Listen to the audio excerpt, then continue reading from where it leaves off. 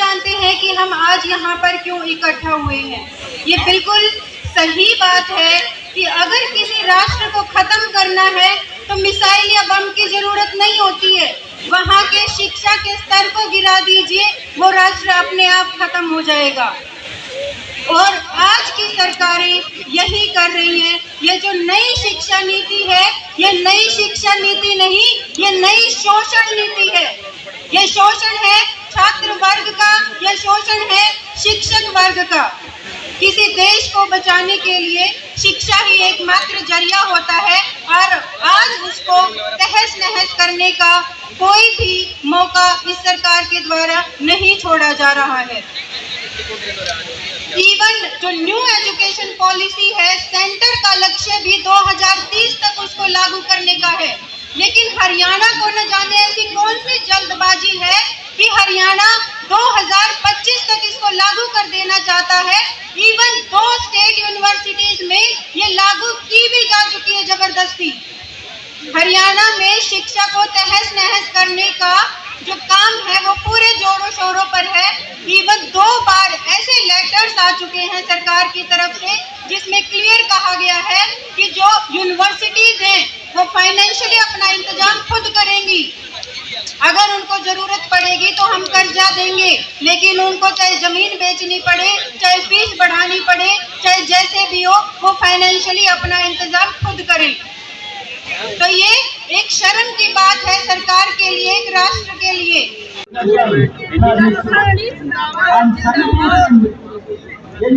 Sir, हम teachers की सारी जितनी भी ज़रूरी मांगे उन सबको लेकर आए, जिनमें NEP 2020 का सही तरीके से पालन करना या इसकी जो भी गैर जरूरी बातें हैं उनको हटाना और OPS की मेन मांग को लेकर यहाँ आए हैं। बाकी हमारे जनरल सेक्रेटरी चाहर साहब खड़े हैं, वो बताएंगे।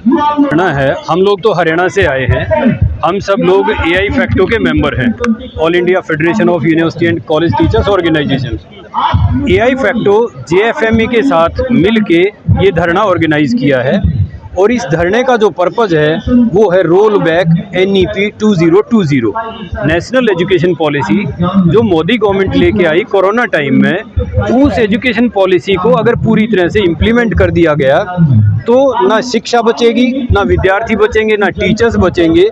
तो AI फैक्टो ने अपनी नेशनल एग्जीक्यूटिव में ये डिसाइड किया कि हम लोग इसका विरोध करें, इस एजुकेशन पॉलिसी का, क्योंकि ये ना शिक्षक के फेवर में है, ना विद्यार्थी के फेवर में है, ना सोसाइटी के फेवर में है। इसलिए आज का जो धरना है AI फैक्टो और JFME ने जॉइंट यहाँ पे रखा हुआ है। जन आंदोलन नीति कैसे प्रभावित करती है सर? जन आंदोलन JFME और AI फैक्टो इस धरने के बाद अपने अपने प्रांत में जाएंगे लोग और वहाँ छोटी मीटिंग्स करने का प्लान हुआ है। जैसे हरियाणा में हमने 3 सितंबर को रोहतक में एक मीटिंग की थी जिसमें सभी संगठन थे, विद्यार्थियों के भी, स्कूल टीचर्स के भी, हायर सेकेंडरी टीचर्स के भी, कॉलेज टीचर्स के भी, सब लोग वहाँ पे थे। और वहाँ पे ये तय हुआ कि स्कूल टीचर्स अपने स्कूल में जाएं, अपने गांव में जाएं, इस बात को लेके कॉलेज टीचर्स और यूनिवर्सिटी टीचर अपनी यूनिवर्सिटी और कॉलेजेस में जाएं, वहाँ विद्यार्थियों को भी बताएं और टीचर्स को भी बताएं। लेकिन सर हरियाणा में तो जो स्कूल बेचे जा रहे हैं, सरकारी निजीकरण किया जा रहा है एजुकेशन का हरियाणा में, इसीलिए तो हम इसका विरोध कर रहे हैं। हरियाणा सरकार देश की पहली सरकार है जो 2025 तक इस NEP को इम्प्लीमेंट करने पे उतारू है बिना किसी तैयारी के। उसका NEP का इम्प्लीमेंटेशन का एक ही एजेंडा है और वो एजेंडा है स्कूलों का रैशनलाइजेशन करना। जहाँ विद्यार्थियों की संख्या कम है वहाँ पे टीचर्स का रैशनलाइजेशन करके, और उन्होंने 3800 पोस्ट स्कूल में से खत्म ही कर दी है कि ये पोस्ट ही नहीं बची हुई है। तो जो वैकेंट पोस्ट, बच्चे नहीं हरियाणा में पढ़ने के लिए बच्चे हैं, लेकिन हरियाणा में उन्होंने एक साथ में चिराग योजना लागू की हुई है। अगर प्राइवेट स्कूल में जाओगे तो सरकार 1500 रुपये देगी फीस के प्राइवेट स्कूल को, सरकारी स्कूल में आओगे तो सरकार पैसे लेगी फीस के।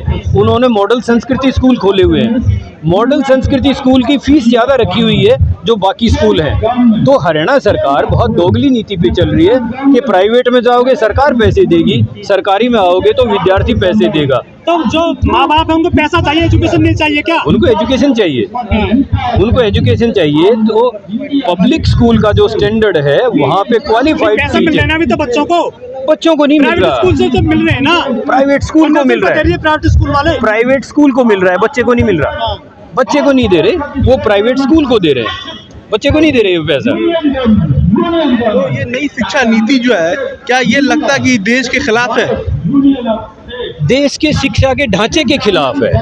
हिंदुस्तान की जो परिस्थितियां हैं, नई शिक्षा नीति उन परिस्थितियों को पूरा नहीं करती। इसकी जो रिक्वायरमेंट्स हैं उसके हिसाब से दलित को, महिला को शिक्षा नहीं मिलेगी आने वाले टाइम में। अगर आप देखेंगे यूजीसी पहले बहुत सारी स्कॉलरशिप देती थी, आईसीएसआर बहुत सारी स्कॉलरशिप देती थी, वो पीएचडी के लिए भी देती थी, पढ़ाई के लिए भी देती थी। अब यूजीसी में कोई स्कॉलरशिप नहीं है। धीरे धीरे फेज आउट कर रहे हैं, बजट कम होता जा रहा है लगातार।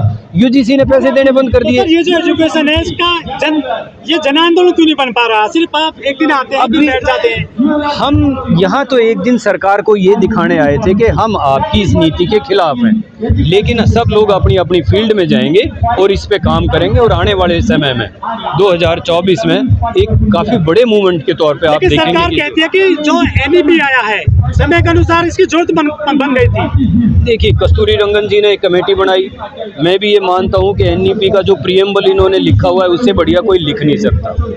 जो एनईपी का लिखा हुआ है इन्होंने कि भाई हम एक होलिस्टिक स्टूडेंट पैदा करेंगे, लेकिन जब आप उसके अंदर जाएंगे तो समझ में आएगा ना कि होलिस्टिक स्टूडेंट की रिक्वायरमेंट क्या है, कैसे होलिस्टिक स्टूडेंट पैदा करोगे। वो ये कह रहे हैं कि 3000 से कम के अगर कॉलेज होंगे तो क्लस्टर बनेगा। एक टीचर आज सोशियोलॉजी यहाँ पढ़ाएगा, कल वो दूसरे कॉलेज में पढ़ाएगा, तीसरे दिन तीसरे कॉलेज में पढ़ाएगा। जो 3000 से ऊपर के होंगे वो कॉलेज ऑटोनोमस कॉलेज हो जाएंगे। ऑटोनोमस कॉलेज, अपना सिलेबस, अपनी डिग्री, अपनी फीस। पब्लिक फंडेड जो सिस्टम है, जो गवर्नमेंट की ग्रांट है, उससे बच के भागने का एक तरीका है। बच्चों के हाथ में चली जाएगी एजुकेशन, बिल्कुल चली जाएगी। सरकार का प्रयास ये है एनईपी में कि इसको प्राइवेटाइज कर दो। क्वालिटी के नाम पे इसका प्राइवेटाइजेशन वो लोग करना चाहते हैं। आम जनता को ये कह रहे हैं कि क्वालिटी एजुकेशन आएगी, कैसे आएगी? प्राइवेट सेक्टर देगा। मोदी साहब ने 10,000 करोड़ रुपए अडानी साहब की यूनिवर्सिटी को दे दिए। जो यूनिवर्सिटी एग्जिस्टेंस में नहीं आई उसको बनाने के लिए केंद्र की सरकार पैसे दे रही है, और जो हरियाणा की एग्जिस्टिंग यूनिवर्सिटी है वो ग्रांट के नाम पे लोन ले रही है। सरकार उनको कहती है आपकी ग्रांट बंद, आप हमसे लोन ले लो। जो अमेठी है, पारुल यूनिवर्सिटी है, लवली यूनिवर्सिटी है, ये कितना काम कर रहे हैं इसके एजुकेशन के क्षेत्र में? उनके तो फेवर में है, उनके फेवर में है ये, उनका हमें भी मालूम है। NIRF रैंकिंग वो लोग करवाते हैं, NAC रैंकिंग करवाते हैं, किस तरह से वो करवाते हैं। सब पैसे का खेल है, सब पैसे का खेल है। आदमी के ये पास जाएगी एजुकेशन लग रहा है? सर, गरीब आदमी से आने वाले कुछ समय में एजुकेशन को बिल्कुल विड्रॉ कर देंगे। केवल 2 सेक्शन होंगे। एक, जो वंचित लोग हैं वो 10वीं 12वीं तक पढ़ेंगे, और जो हायर एजुकेशन है वो इलीट क्लास के पास चली जाएगी, इलीट यूनिवर्सिटी में। हरियाणा में अशोका यूनिवर्सिटी है, उसकी फीस जाके पता करो कितनी फीस है। लाखों रुपए लेते हैं वो एक सेमेस्टर की फीस के। कितने विद्यार्थी हैं जो लाख रुपए हरियाणा में फीस दे देगा हायर एजुकेशन के लिए? हम लोग पब्लिक स्कूल से पढ़ के आए, पब्लिक कॉलेज में पढ़ के आए, आज हम लोग प्रोफेसर हैं। तो ये फैसिलिटी आने वाले टाइम में हिंदुस्तान के कितने विद्यार्थी अवेल कर पाएंगे, ये बहुत बड़ा प्रश्न चिन्ह है।